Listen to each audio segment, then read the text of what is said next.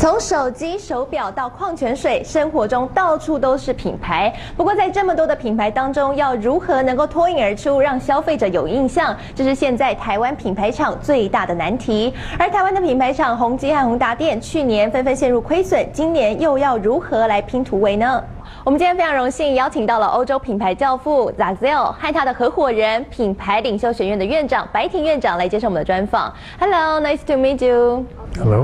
Hello. This time, Taiwan's brand company faced dilemma like HTC and Acer. They got lost in the last year. So they are really confused about that. What's the problem of the Taiwan's brand company? After 40 years, if I had two words to summarize what is marketing, I would say improving relationship or customer relationship. This is what if you succeed in developing, creating new involvement, a new relationship between people, this is the best marketing you can imagine. But how can they make consumers know their dream? How can they to communicate? Is there any methods that can make more effective? But today the environment of Taiwan, just like France, where I come from, is completely changed over the last 20 years. So one of the key issues is to be able to understand and to constantly investigate what's going on in the mind of the existing customers, potential customers. This is a key issue. So is there any changes in the consumer mind of this feeling for the brand?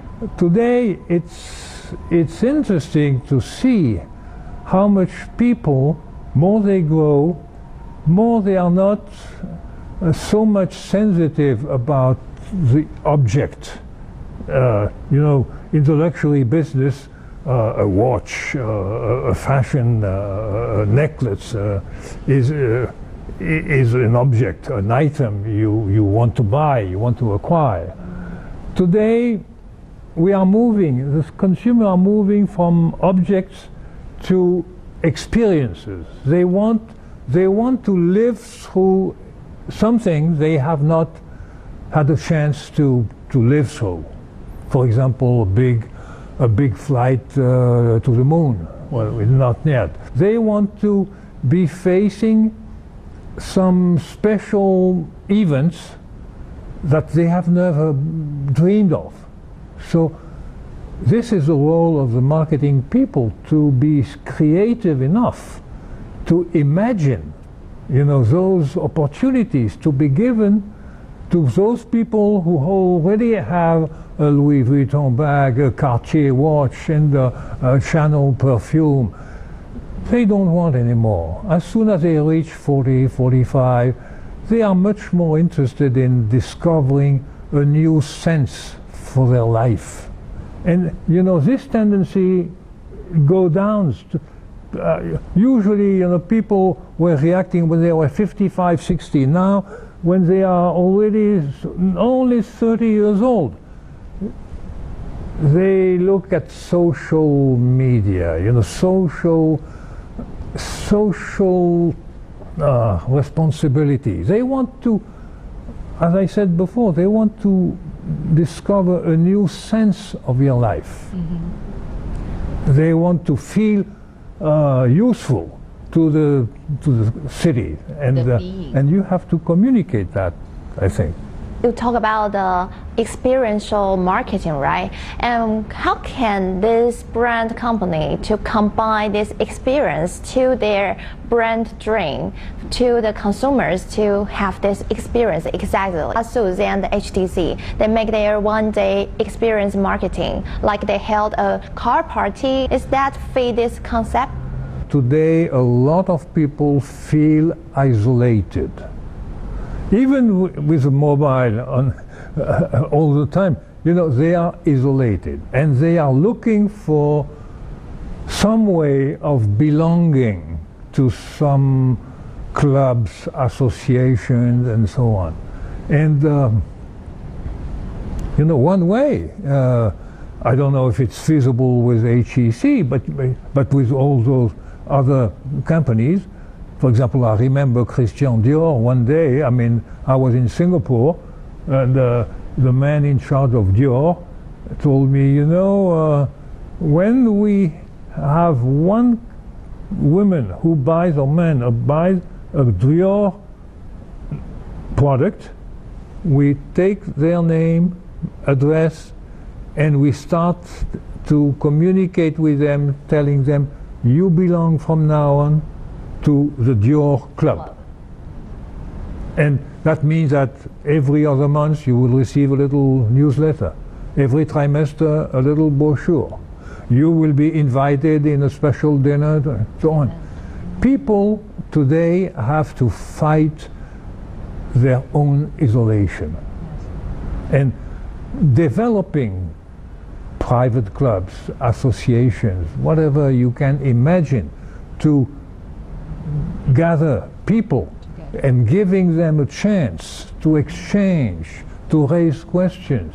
Well, this caused a lot of marketing expense because we know that Acer and HTC, they got lost in the last year.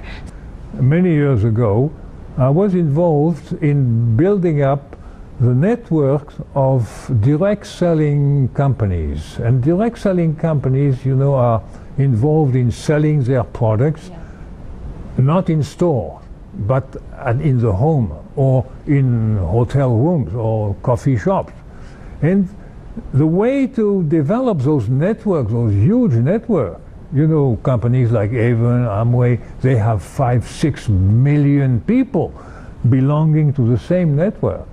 How can you build, without too many expenses, such a network? Well, you stimulate people to create themselves, to open new clubs, new associations. And, you know, it's a kind of snowball. And so you don't have to spend much of your money. If you take Avon or Amway, the two companies I mentioned, you know, they don't advertise. They don't have an advertising budget. They have a promotion budget to identify the people who are willing to socialize and to create new clubs, to build up a new network. A lot of luxury brands, like in the technology product, like Apple, like Samsung, and HTC, like they change their strategy to get into the low-cost market and launch the low-price product to meet another consumers. So we are curious about that. Is it a good way to save their company, or maybe there is some problem? Developing low-cost is a very specific expertise. So you have to know how. I mean, just like in direct selling, if you don't know the tricks and the rules of the game, you will not succeed. However, in the luxury business, take the Swatch Group.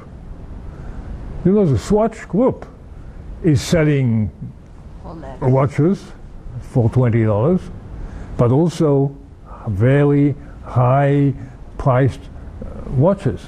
So there are some possibilities, but at the same time as I'm saying this, I can see my national airlines, Air France, which has a lot of difficulties to imitate EasyJet or Ryanair, because EasyJet and Ryanair are highly sophisticated business airlines. So it takes time. It takes a long time and long patience to learn the rules of the game. But if you are patient enough, I think you can succeed. Thank you, Zazel 和白婷。做品牌行销最重要的就是要知道消费者到底想要什么。而刚刚 Zazel 告诉我们，消费者现在已经从想要产品的本身，变成是想要生活中的新体验，甚至是帮他完成心中的冒险。从这个角度出发，去塑造品牌文化，或许是台湾品牌厂拼突围的另外一个思考方向。